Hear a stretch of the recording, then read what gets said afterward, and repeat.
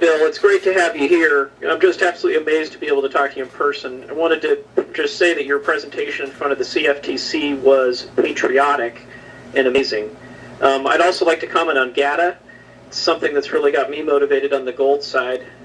I also bought the Gold Rush 21 video, and it's amazing the timing of what was said in those presentations and what has actually happened. It's absolutely clear Gata has a handle on what's going on in these markets. We've talked a lot about what's going on with... I would like to get your take on what you think the Federal Reserve side of things has been doing with the gold manipulation.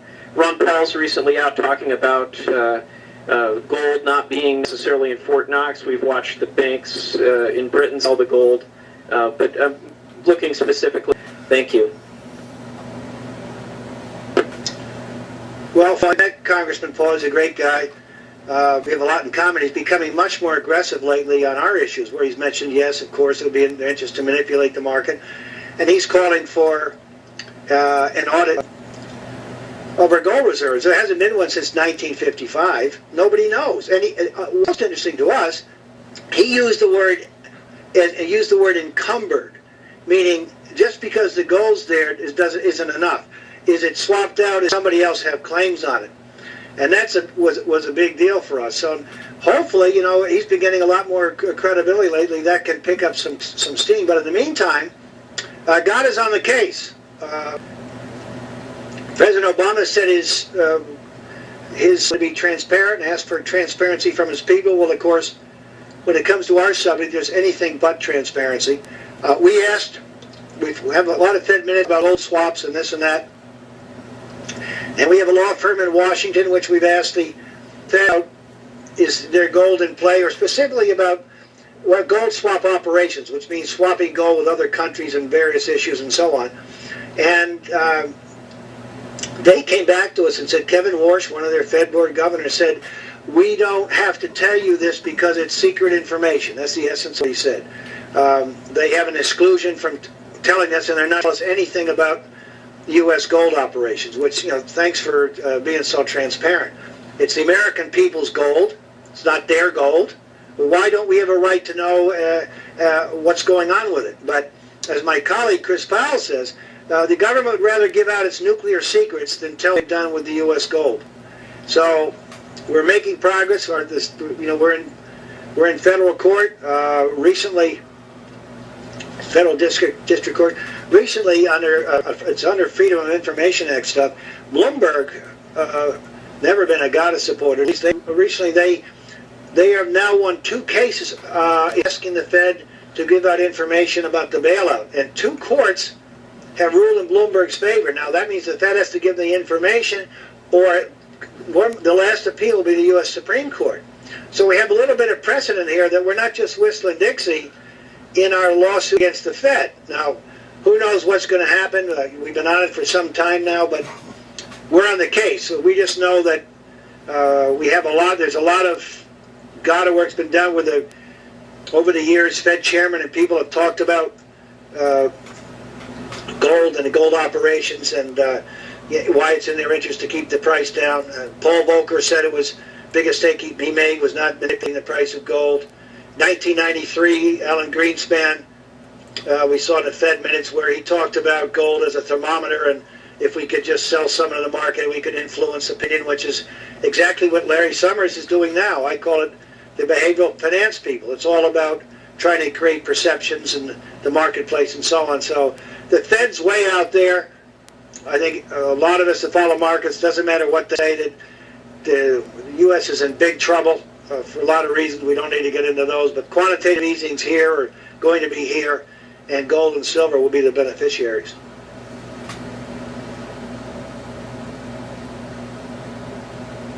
Hi, I have a question. There's lots of volatility going on in the silver markets right now, especially with JP Morgan trying to set the prices. Do you see the price going down prior to it going way up, or do you think that it'll just continue to go up, then go down small amounts, rocket through the roof? What is your view on how the prices of precious metals are going to react in the coming weeks, months ahead? Well, if I was saying it's going to explode this week, everyone should sell because that'd be a total jinx. But you can never talk about the next day or two because again, this is rig marks, not a free market. They can come in at any time, and it's not an excuse. But we know it's what I write about and talk about, and we're looking for an explosion in gold and silver by the end of the year. And the daily fluctuations, it's difficult. I mean, when you all follow it. I mean, every time it looks great, they come in, and then what's changed lately is that they've been getting beat because of the forces that I talked to. So I'm expecting for gold and silver to really take off, and I think silver's in play. I think it could get squeezed. I think they have big problems, and I think we have some excitement in the weeks and months ahead. So that's how I would play it, and I'd be buying all dips.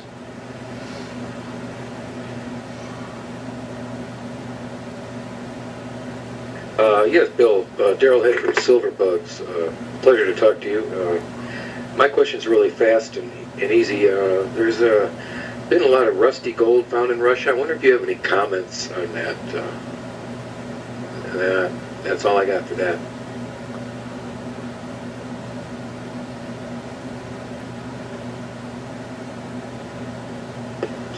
There's a lot of talk about tungsten fake bars and gold. There was some funny gold, I think, in Dubai, and all I know is that the Russians are smart, and they're the big buyers now.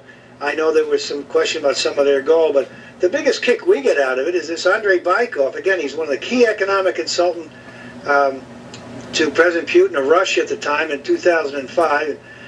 He didn't go to the biggest gold conference in the world in Australia, the Diggers and Dealers Conference. He came to our conference way up in the middle of nowhere in Dawson City in the Yukon.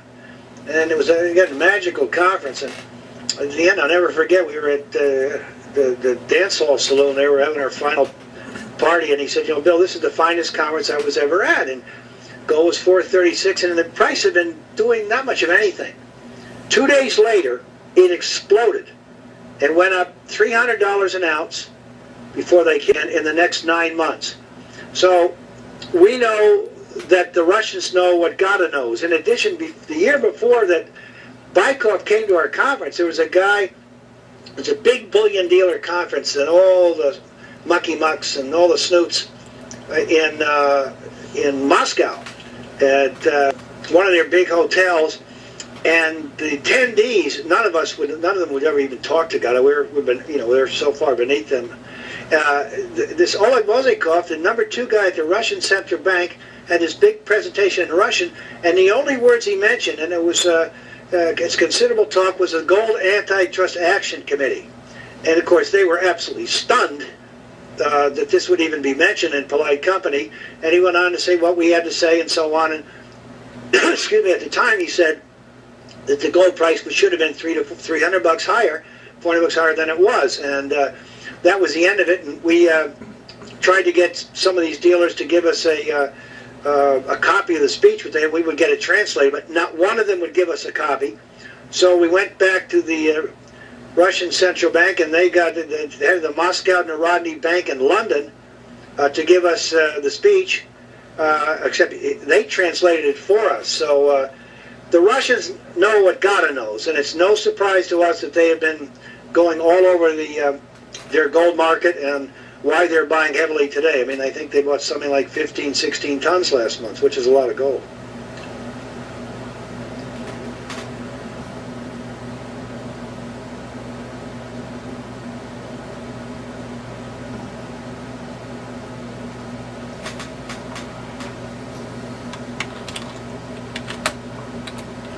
Open mic, Joe. Okay, I was just curious. I've been looking at silver demand and supply, and I've been looking at the Silver Institute, and somehow they, for the last, looks like 10 years, they've been able to predict exactly the demand year and year of silver. And I was just wondering if you think that there is actually a silver shortage worldwide, or if there is actually an abundance of silver in the world. Thank you. Good question. Where I got my start in this thing, I have to go back to gold. I mean, silver, we've been talking a lot about it. I just think it's explosive but to relate to that, how I have some background on this. Way back when, we realized through the work of my 4 colleagues and friends that the gold supply-demand numbers were all wrong. All the demand was because the GF Gold's, people who in the World Gold Council did not want to deal with the price coming into the gold market by these central banks that I talk about that was used to suppress the price. So the only way you can account for that to make numbers match is to underestimate demand. Now, again, I go back to knowing what Gata knows. I've been talking about this for 10 years and been right for 10 years as gold keeps going up and up and up, and other people come and they go, it's this, that, it's the dollar. No. That's not the key to the market. The key to the market, again, is the ability of the physical market to overpower the gold cartel. And I'm mentioning this again because it goes back to faulty supply-demand numbers that and these are colleagues of mine that did this, and they did it in 3 different methodologies, we figured out 10 years ago. Frank Veneroso said, who I've known for many, many years, has spoke at Durban, the Gata African Gold Summit in Durban, South Africa, May 10th, 2001. He said, the central banks are going to hit the wall in 7 to 10 years about supplying a lot of gold to the market. And wouldn't you know, right in the middle of that, at the end of 2009, exactly in the middle, the European Central Bank stopped selling gold. Now, why it's important to your question, it's because I think the same's true in silver. The Silver Users Association doesn't want a high price of gold. They want nothing to do with the likes of us. They won't even talk about it. And I don't think they're any different than the gold organizations. And I think that the price of silver explodes. It's coming.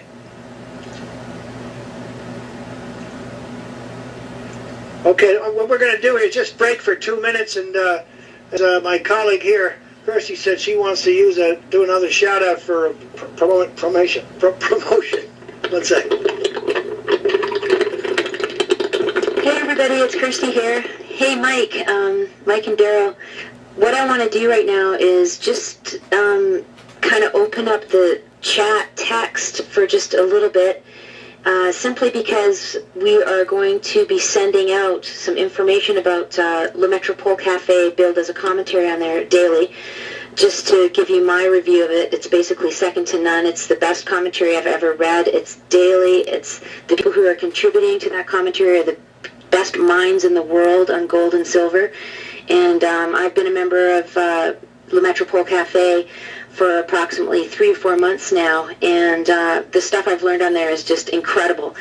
And so what I'd like to do is, if it's okay with you guys, to unblock the members and just allow them at this time to type in their email addresses into the chat text field so I can collect those, because Bill would like to send an email out with more information on that. And that would be great if that would be something that you could do at this time.